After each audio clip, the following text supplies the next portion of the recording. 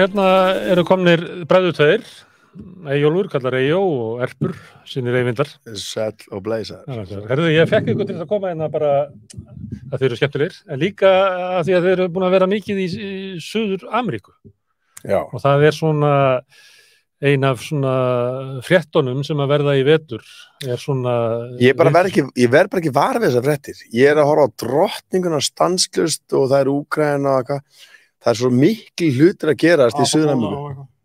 Já, happabólan. Það svo mikið að gerast í Suður Ameríku. Við erum að reyna að laga það. Akkurat. Já, það voru fréttir í Chile, Þeir höfnuðu svona... Kólumbía líka. Já, Kólumbíu forseti. Brasilia mjög spennandi líka. Það verður hörkukosningar í nóvember. Já. Já, Lula spásiðri. Já. Það talaði að pólitískt ofbeldi hafa aukist þar alveg margfalt. Já. Búistu kosningasvindli? Það var talað tilraun til stallabyltingar eða Kubetat í Argentínu. Já. Tókstu þetta hvernig fjölmiðlar heima töluðum tilræðið við Kirchner? Nei. Að hafa beint byssu að höfðu hennar. Hann reyndi að hleypa hljópi. Það var skot í byssunni. Það voru 6 eða 5 skot. Og þessi grínarar í þessum corporate fjölmiðlum þeir tala ekkert, ef þetta hefði verið... Þetta ekki beint frá Fox News. Nei, Fox News, að þú það svo auðvelt að tengja, að því að Fox News tengt við ákveðin stórfyrirtækja arm sem að ræði Bandaríkjunum.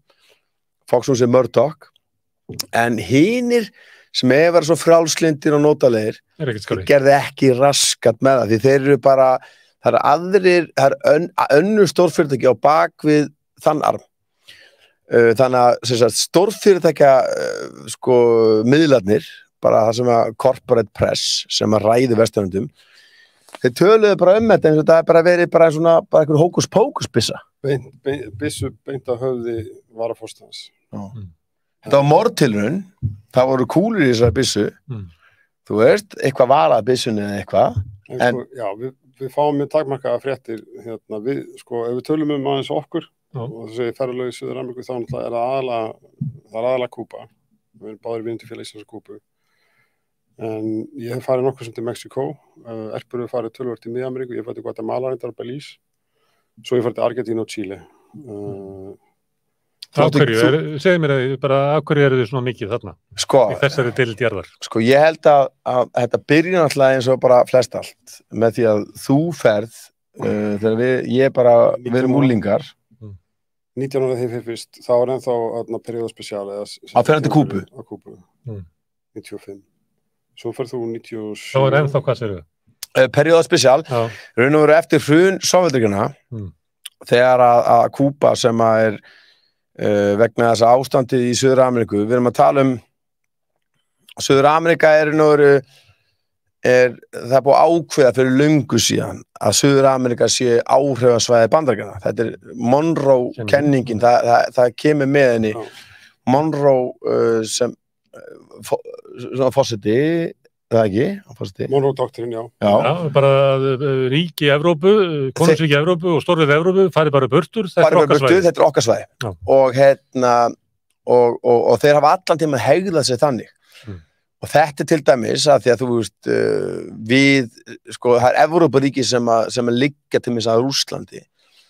Þau kvarta eðlilega ítrekka yfir því að það er verið að hafa áhrif á þeirra pólitík út frá hagsmunum stórveldis.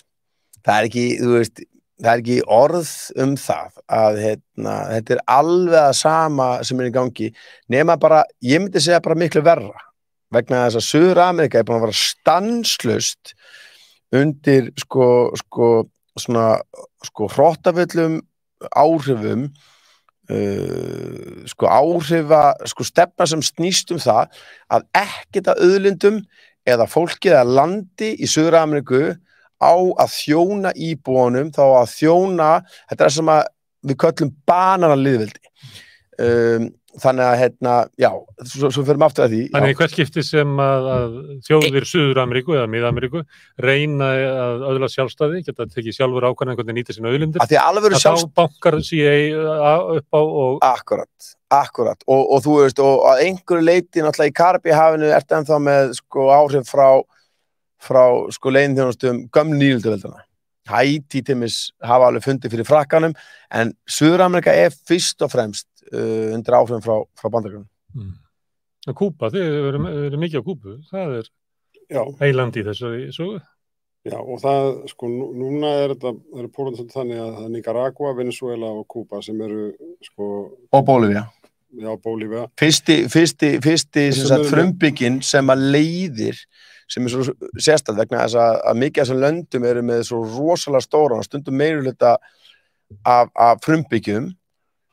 Bólivía sem að ítrekað hefur verið bara, og meiri segja, sko, hafa menn þetta viðurkenna það opinberlega, þú veist, IMF og Alþjóðabankinn og svona eitthvað svona apparut, að Bólivía bara best rekna landið í allri Suður-Ameríku, og ef menn var hreinskilna, myndi segja bara í allri Ameríku, norður og suður, leið og einhversamt reynir að koma eitthvað fram og segja að okkar land, okkar auðlindir, þegar þjóna þegnunum, þá gerist alltaf eitthvað. Og eins og til dæmis, ég var að klára að lesa hana mjög öfluga bók sem að heitir The New Confessions of an Economic Hitman, og þetta sko framhaldsbók. Þetta maður sem vann vinnu að því að ná auðlundum þessara ríkja undir sig. Hann nefnir sérstaklega, að því að hann ekkert endilega að pæla í, hvaða fána menn flaggundir, hann bara að tala að leið, það skiptir engu máli einhver þarna gerir, sama hvar hann á pólitíska litrófi, hann gerir eitthvað þá, og finnur langt með það og klárar það, þá endar það illa, og hann nefnir sérstaklega dæmi sko, Panama til dæmis, sem var hluti af Kólumbíu. Það þurfti að vera Panama skurður, það skiptir rosalega miklu máli, grilljónuna sem að ég hagnaði því að vera með skurð. Þessum sem ástæðan sem það svo mikla núna viðskiptaþvinganir á Nicaragua. Nicaragua búin að leita beint til Kína, og þeir hafa til dæmis áður en að þetta Nancy Pelosi allt þetta rugl sem kaninn reyna að starta einhverju stríði í Kína, búið ekki anstæðingu Kína. Að þá styðja sem sagt Nicaragua, Kína alveg bara, sem þið segja, Tævan hluti af Kína og svo framvegis. Og það pólitískt gert. Munurinn sá núna, samanborið við því við búum líka á fundi hjá Alba TCP, og þetta sem það sem var sem sagt, það var eitthvað í fréttum heima fund samtök Ameríkuríkja. Bandaríkjunum alltaf ekki að leyfa Kúbu, Venezuela og Nicaragua og fleirum að vera með, og núna samstæðan þannig, það visti sinna fórseti í Almo í Mexíkó, og hann sagði að það mæti ég ekki til Los Angeles. Að þeir geti ekki lengur leikið en leik. Alba eru samtök þessar ríkja, og það Alba banki líka, og svo CELAC, það eru ýmsar svona samstöðustofnanir sem að tengjast þá, sko, þeir meiri segja náttúrulega tengjast Tyrklandi, þeir allstaðar sem var stuðning, þetta bara svo Kúba hefur alltaf gert, Norður-Kórea hefur verið bandamaður fjöldamann, ég meina þeir hugsa þetta heimsótti svona ríki, og hver sem styður fullveldi þjóðar til að gera hvað sem það eru viniðinir. Og fyrir ekki að ég grip fram í. Já, sko, við vorum á Kúbu fyrir, það það 10 ár síðan núna, og þá var fjall frá einhver leiðtogi í Norður-Kórea, þá var flaggað norður-kóreska fánum, þá var einhver bríkuðin sem bara, akkur Norður-Kórea, það bara, já, þeir eru vinir Kúbu, og vinir Kúbu eru vinir okkar, og þeir stýðu okkur, við stýðum þá, af því þeir eiga sameiginlega óvin. Við þurfum ekki að vera, ef þú ert í túngarði Bandaríkjanna og Bandaríkin líta á því sem óvin, þá verður eiginlega að finna þig bara, allir sem blikkaði eru bara vinir þínir. Akkurat, og þetta svolítið, að því að baráttan svo hörð, fólk gerur sér ekki grein fyrir því að sko, það eru sko verandi í bakgarði Sams frænda, bara the backyard of Uncle Sam, sem hlutverki sem Monroe Monroe-doktrín kemur fram með, og síðan Theodore Roosevelt, og skiptir miklu máli að við erum ekki að tala FDR, við erum að tala Theodore Roosevelt sem var forseti fyrir 120 árum eitthvað, að sko línuðar sem var lagðar, þær eru svo örlög Suður-Ameríku eru svo hrikaleg, þá meina ég alls vinnandi fólks, frumbyggja, þú ert með elitur í öllum þessum löndum og þessar elitur, það fólki sem að, þú veist, við erum að tala þessi lönd, til dæmis, ef þú ferði í Mið-Ameríku, ég mest verið í Mið-Ameríku. Ég hef til dæmis ekki... Karibíhafinu. Já, Karibíhafinu. Þú hefur verið þú ert náttúrulega kærustu frá Argentínu og þú hefur verið í Chile og svona, en ég sé sko svona ömulegasta partinn sem eru sko hörðustu banalýðveldin og einmitt, og svo ég útskýri sko banalýðveldi sem hugtakið, það snýst það að þú ert með 50 sko ráfnaframleiðandi kemur frá United Fruit Company akkurat, svo maður útskýrir sko bara svona af hverju hugtakið verður til vegna þess að ef það er fólk sem er hungrað í landinu og það eru til einhverju bara endalösi hektarar en hektarnir ekki settir undir það að hver og einn bóndi fái að fóðra sig og sinni fjölskyldu búið til hráefni fyrir bandarískustæki settur undir United Fruit Company til þess að þeir geti framleitt banana sem að lúka vel í Walmart í Bandaríkjunum. Það er hugtakið banalýðveldi og sko Mið-Ameríka er verst sett þarna. Þar er nú ástandi langt verst myndi ég segja og þeir hafa komist upp með sko, ég veit það er ekki til eitt ríki í Suður-Ameríku sem hefur ekki fengið að finna fyrir CIA og félögum. Já, það var valdarán fyrir 12 árum, eða 10-12 árum í Honduras. Já. Og kona fórsetans sem var stýrt á stóli. Zelaya. Já. Manuel Zelaya. Hún verið fórseti. Í dag. Í dag og það er svolítið áhugavert þegar það gerist að þá svona alltaf fyrst þegar kom alveg sem með Kúbu, þegar byltingin var á Kúbu. Bandaríkin bara svona gerðu fyrst ekki neitt, það var ekki að finna byrja að þjóðnýta olíuhreinsunarstöðvarnar Kúbu Exxon og Shell og þeim sem að bandaríska ríkið bregst við. Og það sama með þegar hún verður fórseti, þegar svona fyrst gera ekki neitt. Það sjá til.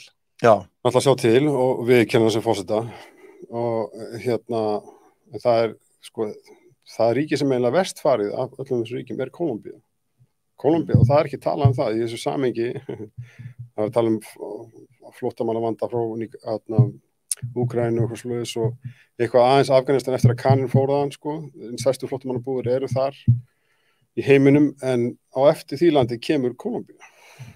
Flóttin frá Kólumbíu það er sko lýðræðis það er ekki flóttin frá Venezuela.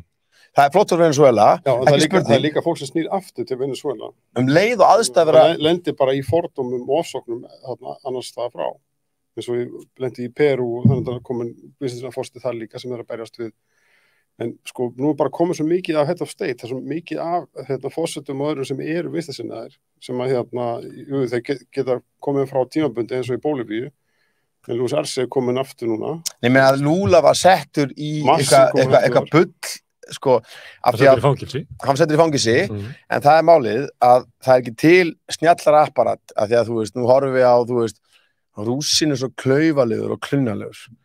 Vesturlönd, við erum að tala um að PR hugtakið kemur frá Bandaríkjunum. Við erum að tala um að öflugustu auglýsingastofunar, sömu auglýsingastofunar, sko, og geta selt okkur bara gogginn af hænsni sem mat, eru í því að selja okkur bandaríska leið, og ég segi þetta er það sem bandaríski vinur okkar segja líka, en það snýst ekki þessum bandaríska, það snýst ráða elituna í öllum löndunum. Það geta selt það sem lýðræði að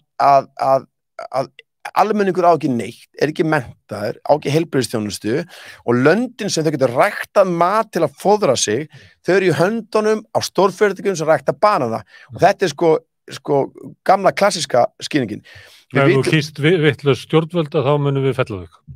Það er svoleiðis og svo þau munu alltaf sko, og þetta er svo fyndið að þetta PR virka þannig, Manuel Zelaya, hann er engin kommunisti.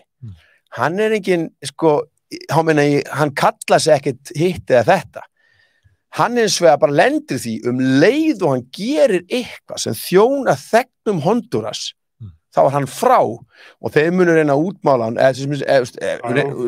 útmála hann sem bara, já og þetta er sama ef menn vilja skotlemis af hverju Che Guevara verður svona róttökur, hann er læknismenta, klárar hann ekki mentuna á hann að fór í mótorlegaferðalagi, hann fer og og sér valdarán CIA gegn Arbenz í Guatemala og sér, það skiptir einhver máli, þetta snýst ekkert einhverja kommunista, sósíalista hræðslu, það snýst bara með að gera eitthvað fyrir þegna landsins, þá verður þú útmálað sem kommunisti, sósíalisti, ef þeir eru Miðausturlöndum, þá mun PR-maskinan útmálaði sem öfga Íslam og ef, skilur þetta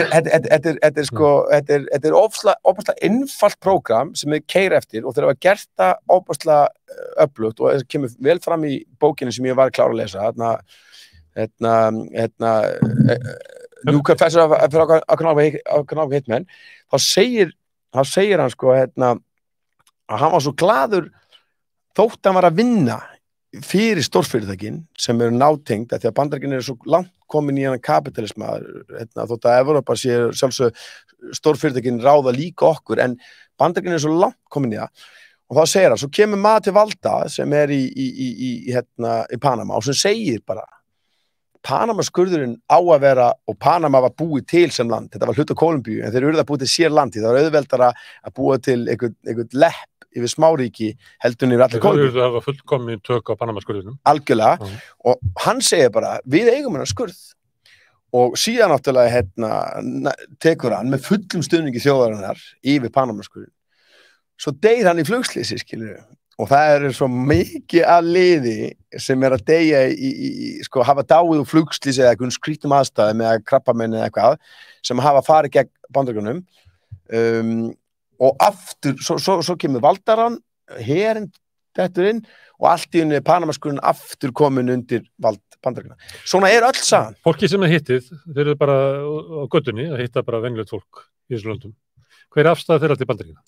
Sko, ef þú ert í Suður-Ameríku þá þetta sko mjög skýrt en það sem ég finnst það skýrt? Nei, sem sagt afstæðan að þetta hræðilegt og þetta ömurlegt En verður fólk bara settið sig við að búa undir áhrifasvæði? Nei, alls ekki það er búið að deyja sko við erum að tala að þessi saga svo löng því þetta sko nýlendustefna frá því losnaði Spánverjunum. Já, og þá kemur sko neokolóníal stefna Bandaríkjanna sem það að þú leyfir fólki að tala tungumáli sitt, þú leyfir fólki að hafa fána og þú leyfir fólki að svona, bara það þú má gera allt sem þú vilt, svo framlega sem ég samþykki. Akkurat, svo lengi sem auðlindirnar eru hjá þér, þú sér bara mjög vel með Philips þú veist, að þú mátt gera, það neokolóníal stefna eða neokóka-kolóníal stefna eins og hún kölluð sko í raun og veru það mjög heilbrigt finnst mér eins og dæmis á Kúbu og sér þetta líka í Mið-Ameríku þú veist, þetta kannski, hans harðari kannski, ég veit það ekki í sunnan Panama en það alveg það að klæða sig í hinu þessi föt eða sko í sjálfu sér eins og til mér Kúbanir, þeir hafa verið heimsmeistarar í sko hafnabolta og hafnabolti einhver furðulegasta kana íþrótt sem ég það Japan og Kúbanir sem eru oftast heimsmeistari í hafnabolta. Það sem ég að segja og mér finnst það mjög heilbrigt að fatta að þetta hefur ekkert að gera með ránið á þeirra auðlundum að valda elít, að valda klíka hverjar nýlendu þjóða sem menningin ekkert, að þegar við sjáum þetta þeir hafna ekki í bandarískri menningu, hafna ekki í bandaríkjamönnum, þeir hafna bara Pentagon já, það mjög skýrt og sérstaklega eins og á Kúbu. Ok, en nú talið við með svona þetta búið að vera í 100 ár og meira það en samt það svona eins og þetta gæti fyrir að breytast við veljið upp eitthvað þennan og núna geti allt í einu fólk í Nicaragua veifa rauðu framann í nautið og það mun ekkert stanga nýtt. Þeir stanga sem ég geta allt og þeir eru sérstaklega mikið haldið þetta sé að breytast breytingin það meiri samstæða það er svo mikið af lýðræðislega kjörnum fulltrúum sem eru og þessi samstöðu myndin hvað gerir hvað heitir hann, Andrés Castillo sem núna í Perú sem þú veist, hann eitt fyrsti vinstrimaður sem kemst hann til valda hann er homofóbi og eitthvað svoleiðis en hann samt, sko, hann kennari og hann greina það hættulegur að gegnum þingi að reyna að koma hann frá. Hann kallaði til samstöðufundar með forsetum Chile, Argentínu, þú veist, Venezuela og svo núna Kólumbíu, það komin alltaf mistið sinna fórsti þar og fyrsti afró, sem sagt, varafórstin, afró varafórstin, og þeir halda fund. Þú veist, þannig að þá ertu að tala sko, það ríki, það eru yfir með ríkjana sem rauninni og eins og þegar við vorum í Kaupmannahöfn, þegar loftslagsráðstefna var klárt 2012. Þegar við hittum Chávez. Við sáum Chávez og Evo Morales. Evo Morales sem forseti Bolívíu. Og það sem gerist að sko Chávez var ekki endilega kommunisti eða eitthvað svoleiðis, en hann var í hernum og það gera byltingu uppreist innan hersins. Og herinn, sko... Það herinn hefur verið svona bakbein þegar CIA og Bandaríkin hafa gert valdarán, þá treysta þeir á valdaelítuna og elítuna innan hersins. Geta kipt... Það eins og Grikklandi. Akkurat, eins og fasismin virkar. Geta kipt ákveðna aðila og þeim tókst það í smá tíma í Bolívíu. Þú veist, einna hermönnum sem var næstu fórsetan Evo Morales, hann sagði fórseti, ég get ekki tekið þátt í sem ég borgaði, þú veist, $50,000 fyrir til þess að ekki verja því einhvern tímpúnti. Að því að Chávez kemur úr hernum og hann síðan deyr, það verður hann dýrlingur og það var líka spurning, hann fekk krabbamein, það voru 3 fórsetar sem fekk krabbamein saman tíma. Já. Er það eitthvað tilhörun? Ég veit það ekki. Og þú veist, við erum að tala núna hljómar þetta fyrir einhvern svona, já, þetta er svakaleg samsæriskenning, en þú veist, það má enginn... Það getur verið að sé samsæri í gangi. Já, ég meina, í raun og veru er þetta samsæriskenning, en í vestrænum meginströms fjölmiðlum, ef einhver dettur niður stiga sem er ekki sammála Pútín, þá er það bara staðfest, fattaðu mig, að hann var drepinn út af því að hann skoðunum. En þegar það kemur að þessum ríkjum, að sé bara runa af alls konar flugslýsum og krabbameini, þá er það bara, já, þetta er bara samsæriskenning. En svo höldum áfram með því að spyrjum breytinguna, að þá var sérst... Ég er að spyrja okkur að þið trúið að sé að vera breyting. Þú sér það, sko, þeim tekst ekki að brjóta Venezuela, með Bolsonaro í suðri, sem hann lágur skjölum það hvernig þeir voru búin að kaupa eitthvað yfirmenn í argentíska hernum og átt að gera innrás. Þegar Macri var forseti Argentínu, var ekki allt í rúst, þau sögu út peninga sem IMF að lána og svo framvegis. Fyrir norðan Venezuela er ABC-eyjarnar sem eru náttúrulega bara NATO-herstöðvar, það er Gillinni, það er hollenskt land og svo Kólumbía með 7 herstöðvar við landamæri, austurlandamæri sín. Kólumbía er svona non-member NATO-ríki, sem sagt. Já. Þú veist, þeir eru alveg í allu sama samstarfinu með heimsveldinu, norðri. Svipað Ástralía. Nú er búið að skipta út öllum yfirmönnum, lögreglunar, flughersins, leyniþjónustunar og landhersins í Kólumbíu. Strax. Það búið að skipta þeim út. Það búið að reyna að sýna forsetanum nýja tilræði. Og svo kemur... Hverjir er það skipt út þessum yfirmönnum? Lýðræðislega kjörin stjórn landsins. Sem er að verja sig með því að... Já, af því að þú veist, þetta er ekki flókið. Sagan, Salvador Allende er kosin lýðræðislega sósíalísku forseti Chile. Pinochet er yfirmaður hersins sem heitir tryggð við lýðræðislega kjörin stjórnvöld og hvað gerist? Hann rænir völdum og gerist fasískur einræðisherra. Þannig að það skiptir öllu máli og þetta er að sama og gerist náttúrulega eins og í 4 herfóringastjórnir á Argentínu síðustu öld og reyndar í Argentínu þá var það flóknar því það voru Frakkarnir líka og Bretarnir líka. Það voru aðalega bara Kanarnir og eitthvað litið Bretarnir í Chile. Svo ertu með þessi fulltrúar núna sem eins og Chávez, þú veist, eru dýrlingur og Allende eitthvað leiti líka alltaf þeir sem voru drepnir, Víktor Jara og fleiri. En svo ertu með Evo Morales sem kemur úr verkefnaðshreyfingunni. Og er frumbyggi. Fyrsti frumbyggi Norður- og Suður-Ameríku sem er leiðtogi. Það er fórseti. Þannig ég myndi að segja breytingin er að koma þaðan, sko, að við höfum séð, við heyrum ekki það svo mikið hérna heima. Við heyrum alltaf ekki raskat þetta. Þetta er alveg óþolandi. Blindu blettur. Þetta er blindu blettur, en um leið og eitthvað fyrir úrskeiðis hjá þeim sem vilja gera landið sitt að landið fyrir þegnana, þá heyrum við endalaust það. Þetta er ekkert flókið. Þú veist, ég meina að besta sem getur gert bara þegar þú vaknar á morgnana að gleyma hugmyndunum það að þú veist, íslenskar þýðingar á corporate fjölmiðlum Bandaríkjanna, meginstöðnis fjölmiðlunum lýsa einhverjum raunveruleika sem það bara gleymdu því samstundis. Herðu, þið nefnið hann áðan í sambandi við að leita sér að vini einhvers staðar ef maður í andstöðu við Bandaríkjanna, maður erum finna vini einhvers staðar og Kína hefur náttúrulega vaxið í því að verða stórveldi. Já.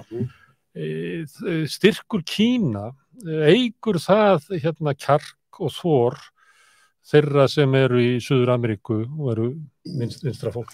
Já, og er það ástæðan fyrir því að Bandaríkjamenn vilja skilgreina Kína sem andstæðing? Já, og Rússar, og þetta gildir líka Afríku, þetta gildir Asíu. Við erum að tala að einhver sem þekkir söguna, hann veit að í 500 ár þá eru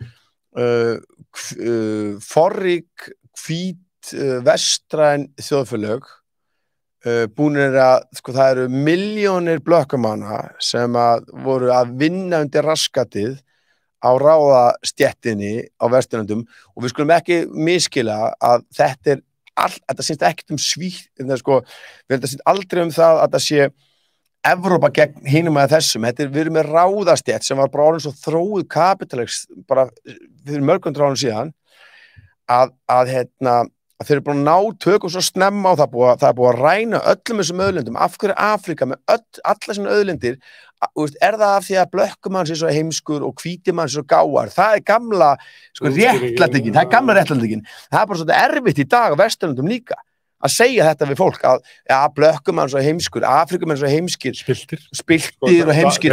Danir hafa reynt þetta með Grænland þeir geta ekki afnæmst þeir geta ekki stjórna sig sjálfur. Akkurat, þetta er mjög klassískt. Danmörk voru með þrælanýlendur niður í Karibíahafinu, þeir voru með sem seldu, sem heita spurningi var styrkur Kína munurinn þessi hann verður bakland vegna þess að munurinn á Kína en munu Bandaríkjamenn sætta sig við það að Kína, af því að við vorum að byrja á Monroe-kenningunni að ýta Spánverjónum og frökkunum út úr, þetta er okkar svæði munu Bandaríkjamenn sætta sig við það að Kína komist og Bandaríkin eru ríkjandi heimsveldi og þar að leiðandi Evrópa af því að við erum orðið takknýtingar Bandaríkjanna fyrir löngu síðan. Það eru stórfyrirtækin sem ráða Washington, sem ráða hvað gerist í Evrópu núna. Við öll, vinnandi fólk, almennt fólk í Evrópu, við erum fórnum allra aðgerða sem Washington ákveður, sem eru ákveðin af stórfyrirtækinum sem eru á bakveði. Ok, Kína kemur inn. Þegar Kína gerir business og þú veist, og núna samkvæmt þessu svona klassíska corporate uppsetningu, þá er þetta svarthvítt. Já, Kína eru vondi við hinn eða þennan heim í Kína. Já. Ég myndi ekki nenna að Kína stundar eftirlit á samfélagsmiðlum, gera það. En hvað kemur það okkur við akkurat núna þegar við erum að skoða nákvæmlega hvað kemur frá þeim hér? Ég búið í Kína, ég myndi ekki nenna vilja búa sem kínveri í Kína. En þeir eru með stefnu sem er framhald af þessu neo-Coca-Cola-lism, nýlendastefnu Bandaríkjanna. Þeir segja, við skiptum okkar ekki að pólitík landsins, við löpum inn, okkur vantar auðlindirnar, við munum hins vegar að borga það sem þið setjið upp. Það er meginmunurinn, þannig að, eins og ég segi, þetta snýst ekkert, þetta er ekki svarthvítt, þetta er ekkert eitthvað svona að Kína sé eitthvað fremtíðaríki, það snýst bara það að þeir munu geta starfað með heimi af alþjóðlegum viðskiptum mun betur en gömlu kasúldnu nýlönduveldin og neokolónialveldið Bandaríkjanna sem tóku við hlutverki nýlönduveldin. Líka því að Kína er með business, þeir vilja viðskipti. Sem endast. Þeir eru ekki að fara inn með vopnavaldi eða gera drónarúsir eða eitthvað svona kjaftaði. Nema við nágranna sína og þeir sem er því raun og veru innan þeirra landamæra. Þannig að við erum bara sína eigin Monroe-kenningu. Nema sem svo huggulegt fyrir restina heiminum er það að eins og ég segi, það er ömulegt að vera Tíbet, en Tíbet er Tíbet, Hong Kong, Tævan, Bandaríkin og Evrópu, gömlu nýlduveldin, þeirra kenning snýst allan heiminn. Þeir vilja taka allan heiminn undir sig. Hvort er þetta smekari við, þú veist, land sem er með aðalega hér sínu landi, eða sérst, Kína alltaf ekki... Og áhrifasvæði sem kringum það. Já. Hvað Bandaríkin marga herstöðar? 900 herstöðar í hvað, man ekki, meira en 100 löndum eða eitthvað? Já. Kína með eina herstöð, Kína með eina herstöð utan Kína. Ég held að sé í hérna, hvað heitir litla ríki hérna, með forríka gæjanum hana, á Borneo. Það skiptir ekki máli. Eina herstöð. Sjáðu, ég ekki að segja að við erum að þróast hægt. Nú erum við rosalega miklu svona miðjumenn að samþykja þetta sem jákvætt skref. Við erum sem svona, ef maður er harður samþykja hvað sem jákvætt skref? Að í framhaldið, við vorum með nýlendustefnu, gömlu Evróparíkjana, sem tók og skáru tunguna úr Írum ef þau töluðu gælisku. Svo kemur Kaninn með neokolonialism, sem er það, þú mátt fucking tala þína tungu og spila þína bongotrómur. Við erum að tala að þetta var ekki reyndin þegar Evrópa, gömlu nýlenduríkin réði heiminum. Síðan kemur nýtt ríki sem segir, við viljum fá auðlindi til að byggja Kína upp, en við viljum borga ykkur fyrir það, uppsett verð, og við skiptum okkur ekki af pólitíki ykkar landi. Þið getið, látið krakkan eitthvað fara í skóla, fengið heilbrigðisþjónustu, og við munum ekki skipta okkur af því, þótt að þau borga ekki neitt fyrir það.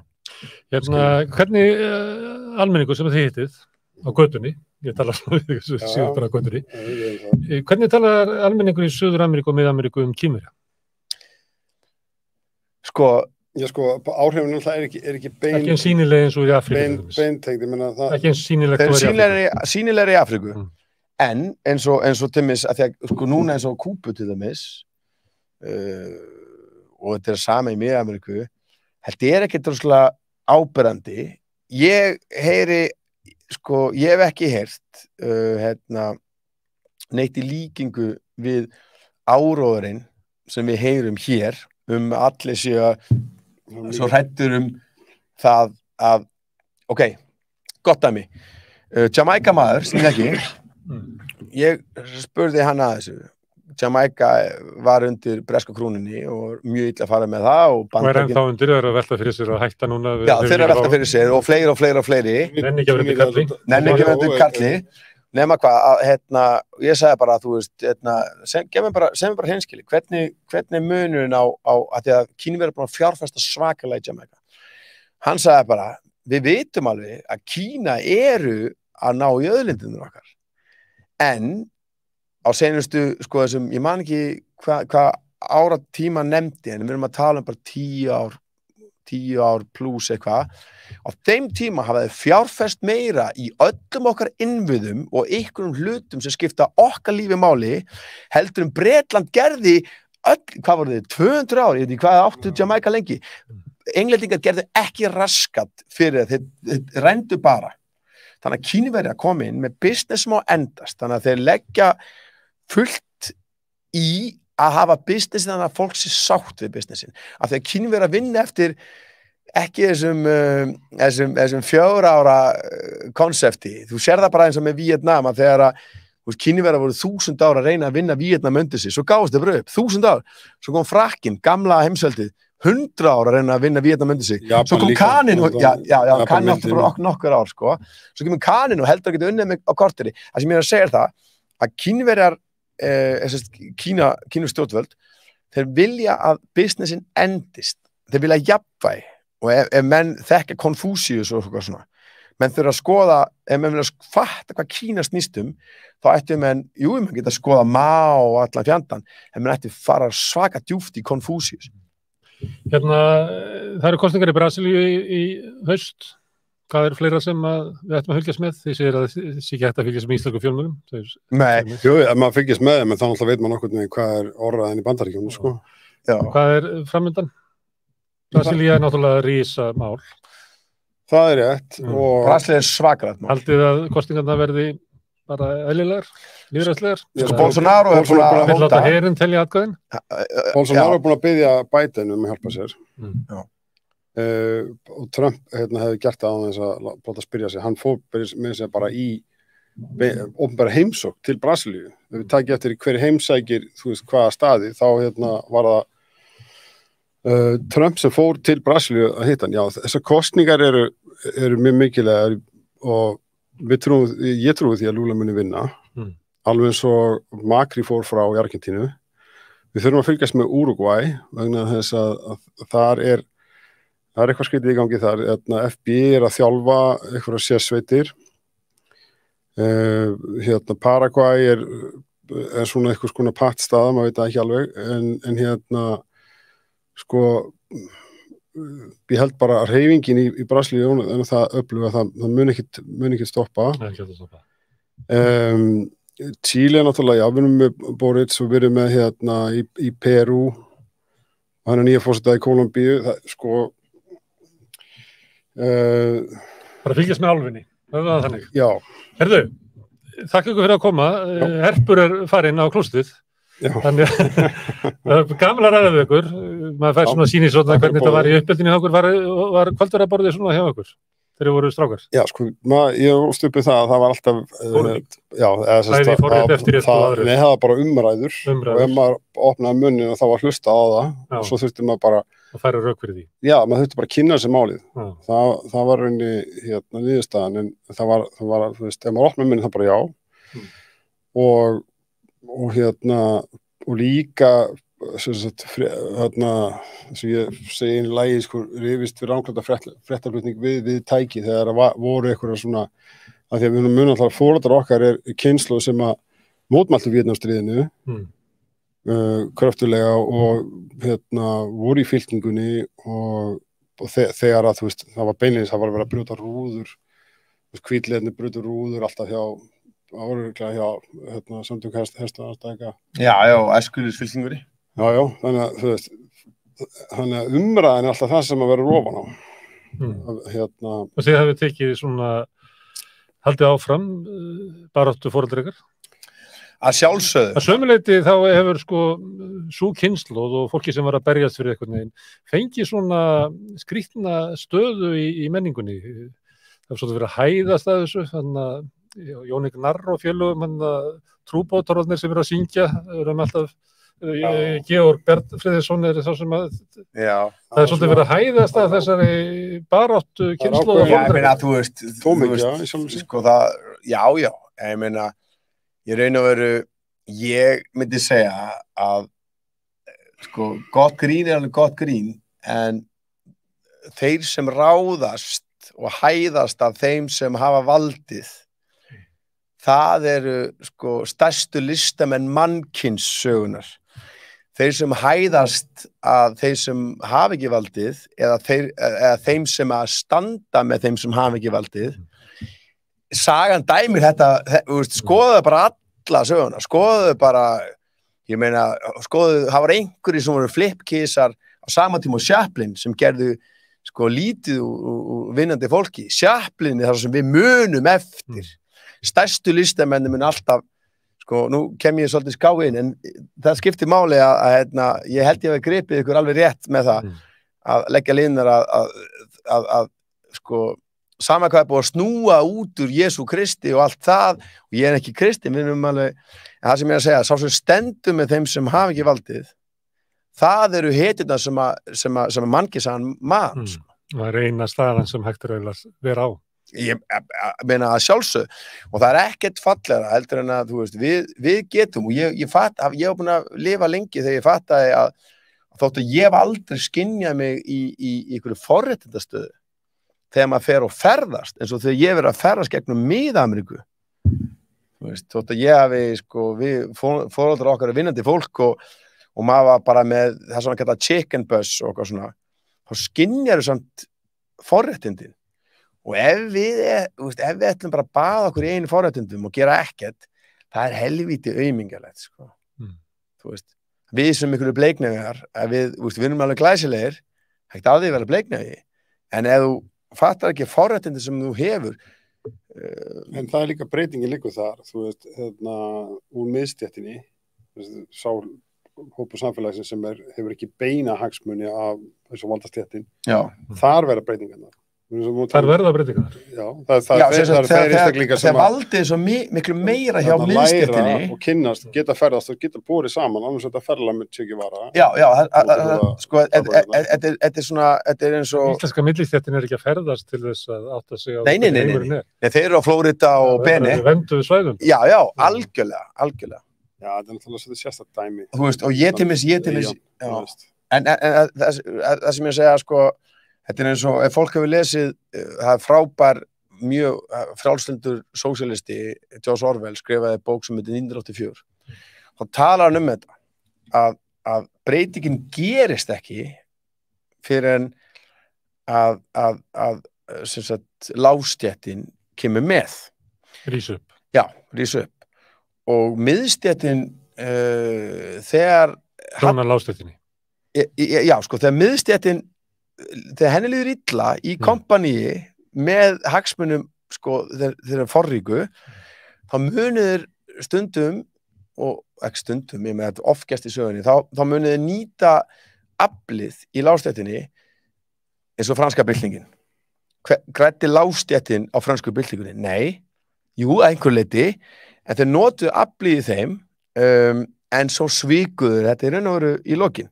Þetta er mjög merkileg kafli í þessari bók, 1984. Það sem ég er að segja það, að miðstéttin, sko, ef þeir standa með sínum, sko, það er... Umvörlustéttahagsmunum. Akkurat.